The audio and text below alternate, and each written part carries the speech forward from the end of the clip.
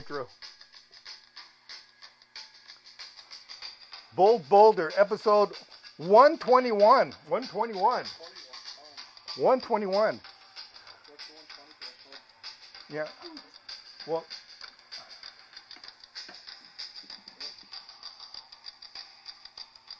here we go. 121. I think, here we go. Episode 121 of Bold Boulder with Travis Robinson and Dave Anderson with our special guest, Congresswoman Sussie Lee. Hey, Congresswoman. Hey, what? No, this is the second time. You were on episode 39 of our show when you were candidate. Yeah, and it was in person. It was in person at the Cup. Right. And that's where you got the Boulder bump, right? That's right. The Boulder bump, whatever that was, but we'll take any bump we can get here. So, what's happening, Sussie? I mean, you're kind of busy, aren't you? Kind of like, there's a lot going on here. Well, yeah, first of all, we have a primary election tomorrow, so that's a big deal, and making sure we're getting people out to vote. I know. This is the first time we've done a mail-in election here in Nevada, and making sure we're educating people. But honestly, what I've really been focusing on is dealing with the economic crisis caused by coronavirus. Right. And, helping people who've been calling my office. Unemployment insurance has been tough for people to get. I still have people who were independent contractors waiting for the PUA. Right. And then I just got my bill vetoed by the president, which is always fun, right. Especially when you're trying to help veterans and students. He didn't tweet at you though, right? He just vetoed you. He didn't tweet at you. Is that like? Not yet. Did he tweet and veto, or he doesn't do that at the same? He tweeted about it. Okay. No. I'm gonna. I don't know. Like many baby boomers, I have never voted by mail. I mean, I'm terrorized because I might miss something. I might sleep in or something like that, or what happens, But there's all this stuff that comes to you that you're responsible for. So I got my ballot, Sussie. Look at this. I got my ballot, right? And I got my envelope. So I got my envelope here that I put it in. And the neatest thing. Higher so everyone can see it. Oh yeah, higher. Okay, here it is. Here's the envelope. This is the envelope, right? And you have to sign it. You have to sign it. Right. And if it's not you, it's a felony, right? It's a federal crime, right? You could go to is it the death penalty or is it just 5 years or what is it? I don't know.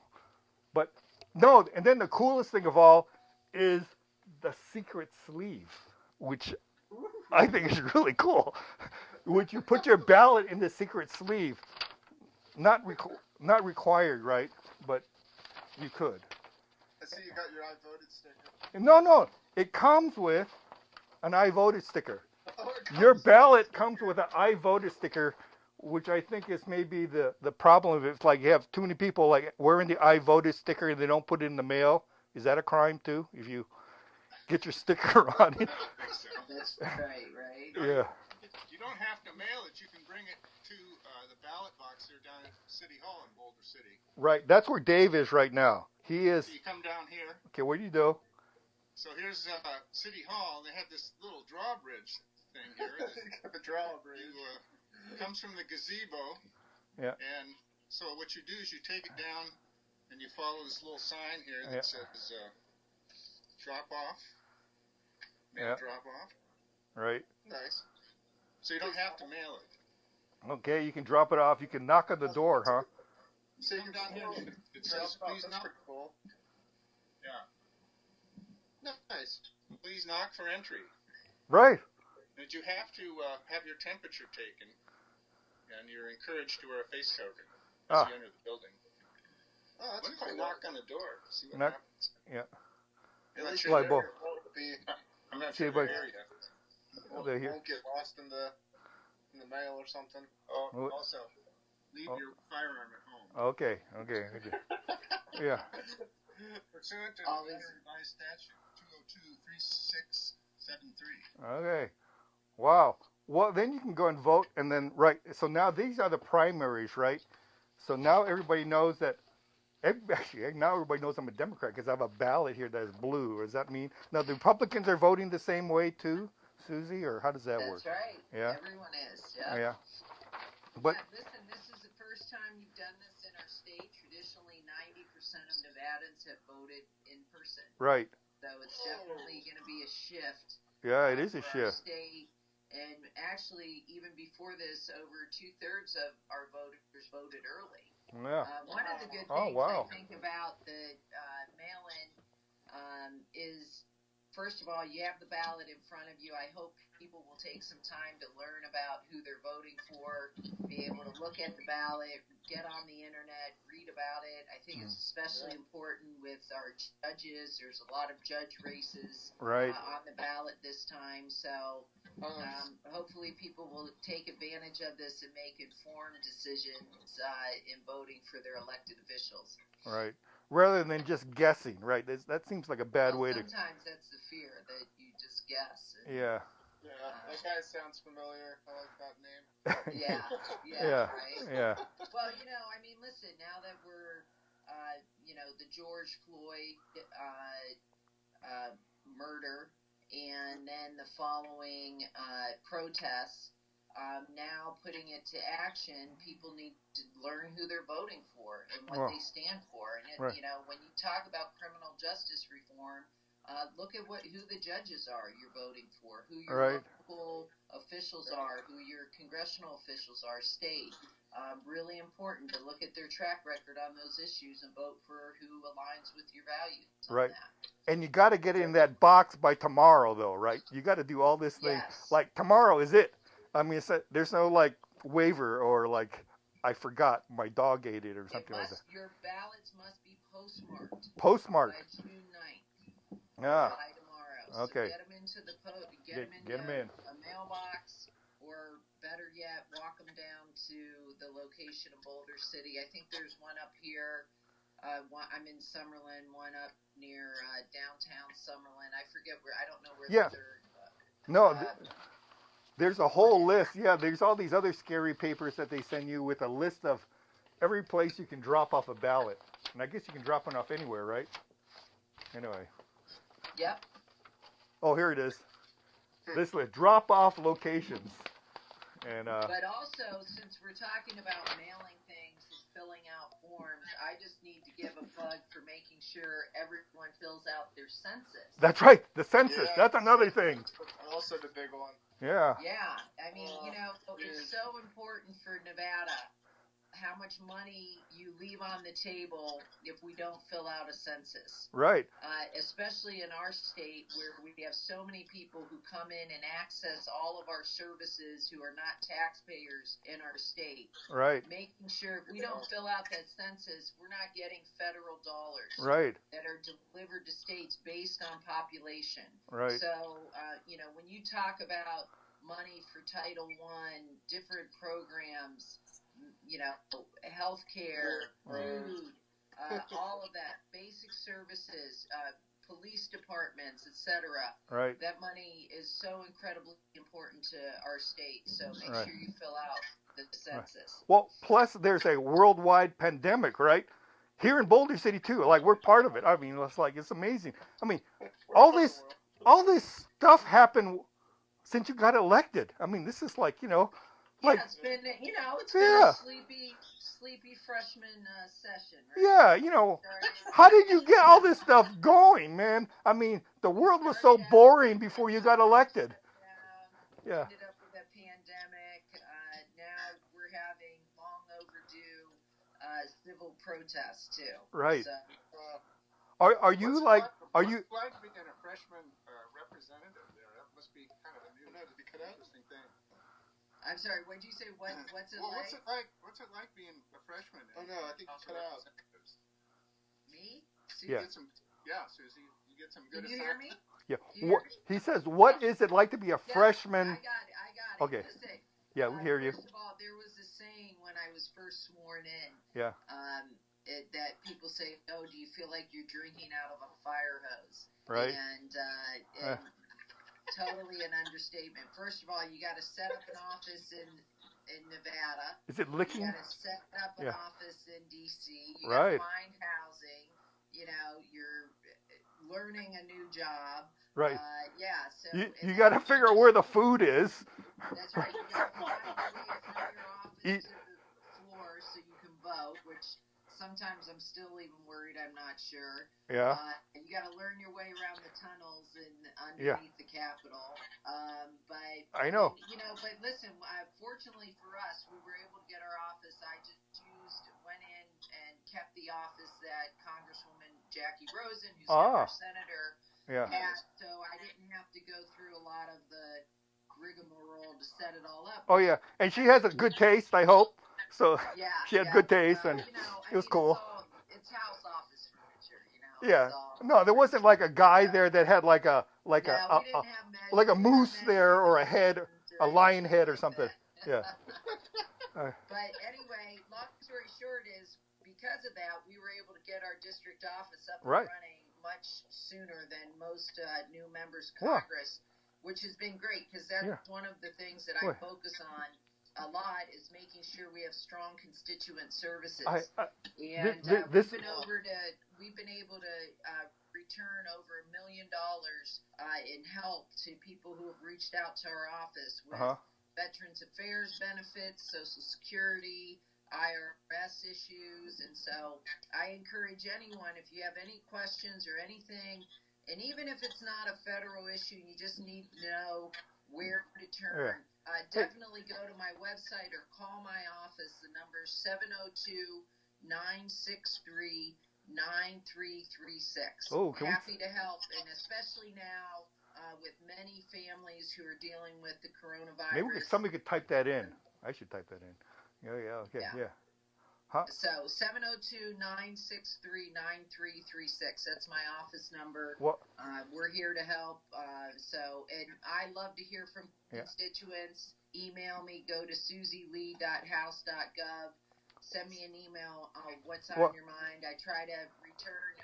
We return the emails. I try to make multiple phone calls a week. Just to, reaching out to my constituents. Well, it works. I mean, it worked for me. This is the truth. This is a true story.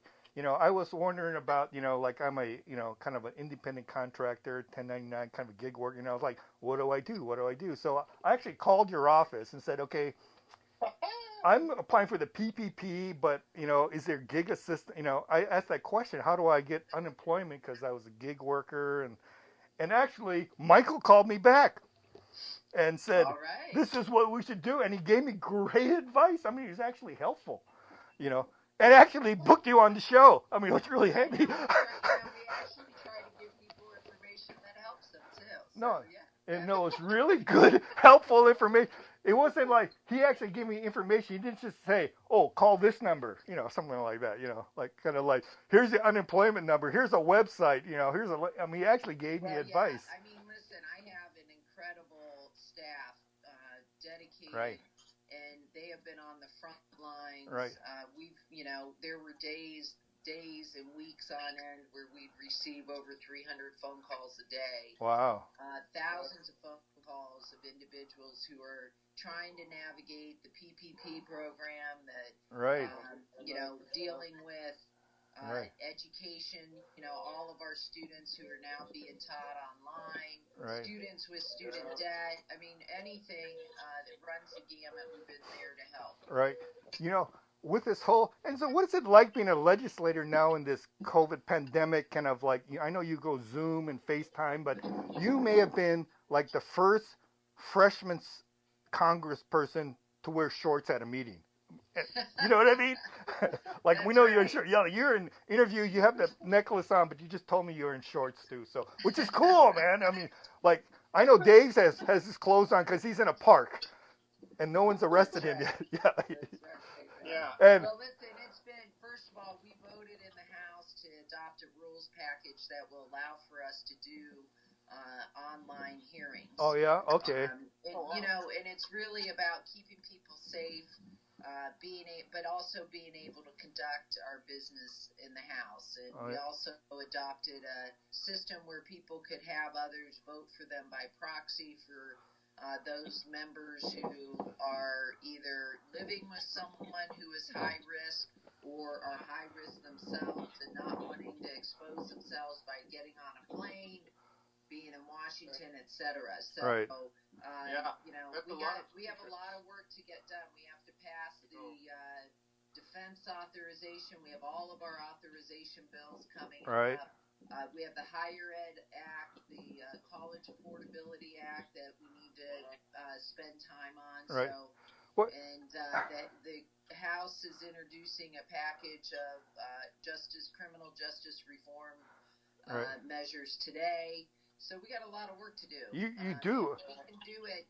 Every other entity in the world has figured out how to conduct business virtually. Right. And, I think that for Congress, obviously we have to maintain the integrity and the safety of the process, but I think Congress should be able to do that as well. Yeah. But, what's it like now that, it's like, when you're at home, you're talking about your budget. Hey, honey, let's go out to dinner. Okay, we'll just have dessert, one drink, that's it. Okay, and then that's the kind of thing. But you are like doing these trillions of dollars in budget. It's kind of blowing your mind, like the money. It's like, okay, we have $1 trillion. No, we got $3 trillion. We got 5, whatever it is. It's like just mind blowing.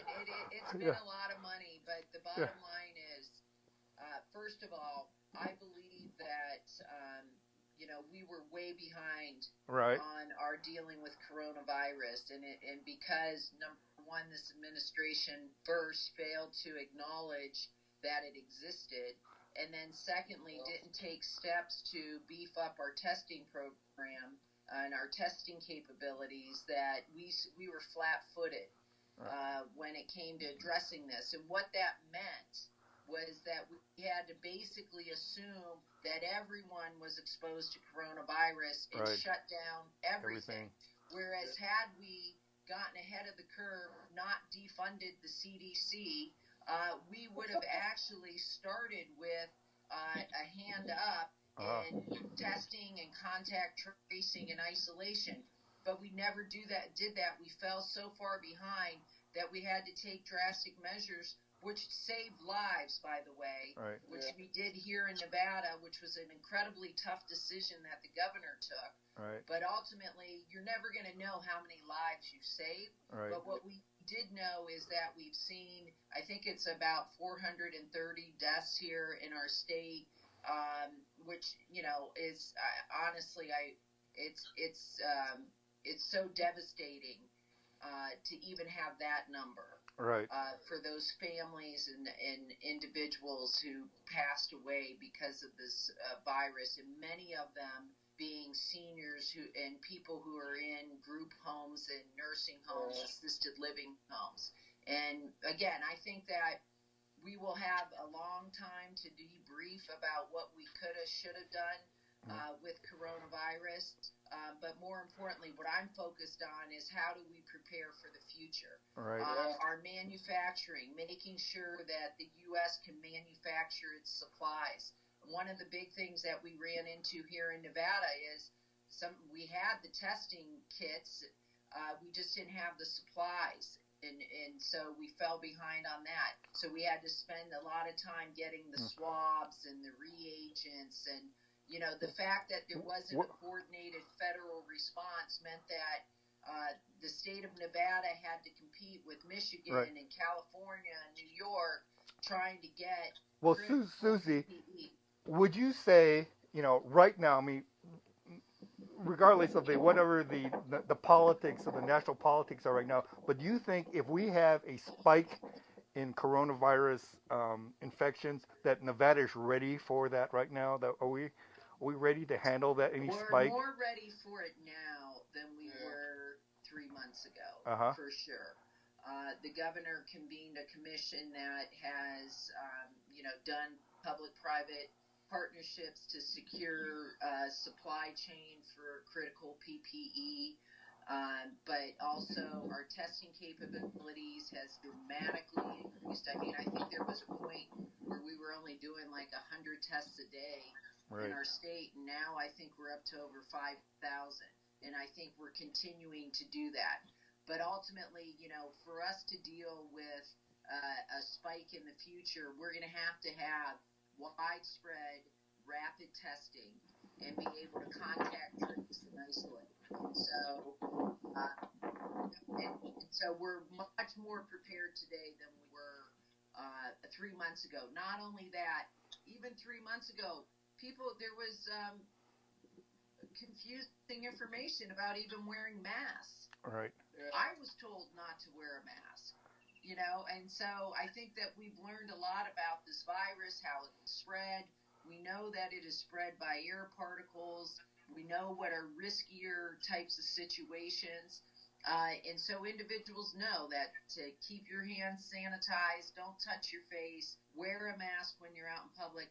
All of those factors are going to contribute to help us not have a spread like we were starting to see in early March. And so I'm not saying we're out of the woods. We are not out of the woods by any stretch of the imagination, but we're certainly more well prepared, at least here in Nevada. Right. Well, after, your first, God, it's been 2 years already. It's coming up to 2 years. Is there any really surprising thing that you've learned, or an epiphany that you had that was unexpected? Is there a point of view that you've kind of like, wow, I never thought I would feel like this? Oh, man. Well, first of all, this is number one. It's been an honor to serve our district. I love Nevada. I love Southern Nevada. Love Boulder City. Love coming to see all of you. You came to our birthday party. Right. I know. I'm actually coming next week, I think, to tour some businesses there. Oh, yeah? Cool. Yeah. So, but I think probably, if you would say, most surprising thing is really just sort of the time management. I mean, like every minute of every day is right. It's just sort of you go from one thing to the next. I think that one of the things, there's never enough time. I can always do more reading. I can always do more phone calls. I can, there's always something I can be doing. Well, I'm expecting a hand, like a little ring to be pulled. You pulled off the screen any second now, just because there's usually somebody there, right? My phone will start ringing in a minute, No. So, I've really tried to work to be bipartisan. The majority of the bills I've introduced. How is that group? You joined the group, the bipartisan group. Problem solvers. Yeah, how is that going? How's that working? Great. Honestly, it's the most refreshing hour of my week. And we spend more than 1 hour a week, but we do meet in person on Wednesday mornings, and it's 25 Democrats, 25 Republicans. And listen, we try to find the middle ground and where we can come to agreement on. We worked on, we've been instrumental. We worked on the USMCA. We have a working group on immigration reform, healthcare. So we're working at agriculture. We're working on a lot of issues together that tend to be divisive, and trying to find, just really setting the boundaries. Like, this is where we can negotiate. This is something that we're not going to be able to negotiate on, and trying to find those areas that we can actually move an agenda forward. Right. And it's been a great group, but I will say that, you have to work hard to be bipartisan. You have to dedicate time. It's easy. It would be easy to be in Congress and not spend time talking to anyone on the other side, because when you go to your committee hearings, sit on one side, Republicans sit on. When you go to the floor of the House, they call it the right and the left for a reason. Republicans sit on the right side, Democrats sit on the left. Uh-huh. But you can intermingle. Like you can intermingle. Yeah. There's no assigned seating in Congress, and so. Oh, really? Yeah. So when you go to the floor of the House, you can roam around, and honestly. And no one says that's my seat. I've been, That's one of the things I'm worried about with virtual. Right. Doing this is because that's when I get a lot of my work done. Sure. I have a list of people I need to talk to about certain issues. That's when I spend my time doing it, because you spend a lot of time on the floor in between votes. Sure. And so I go seek out people so I can have conversations with them. Right, now, those collisions. By phone call. Yeah, these are yeah. But you can hit 4 people in 20 minutes and talk about an issue. Right. And so I know we'll get back to that at some point, but that's one of the things I do miss. Too bad you can't have somehow a proximity bottom butt dial thing, like when they're like, they're here, oh, I'm just, I virtually ran into you, or. That's right. Yeah. Okay, well, we got 1 more minute. Is there anything that we could do as citizens to help? What can Nevadans do? What can we do in Nevada to make your life easier? What can we do? Vote. Everyone needs to vote, and make sure your neighbors are voting. And if there's people, obviously now we have mail-in voting, so Dave can show you where the box is if you come quickly. He's out there. Yeah. No, but listen, be engaged, be educated. Like I said, you have the ballot in front of you. You have a computer. Google the people you're voting for. Be informed and learn about who you're voting for. And then, secondly, be engaged. Whether it is, if all you want to do is vote, then just vote. But if you want to be involved, go work for a candidate that you believe in, or go work for a cause that you believe in. You don't even have to work for a candidate. And so I just want people to pay attention, understand that elections have consequences, and that their vote matters. All right. Well, and all these people that are watching, Charlene, Guillermo, Lance, Sylvia, Marcy, thanks for watching everything. And thank you, Susie. Thanks for taking the time to be with us today. It was great seeing you all. Hopefully I'll see you next week. Oh, yeah. Get some sleep. All right. Okay, Bold Boulder, episode 121 with Susie Lee. Thanks, guys. Bye. Hey, fun. Good deal. Oh, did I turn it off? That was pretty decent. Oh yeah, we're still on live. All right, we'll see you next week.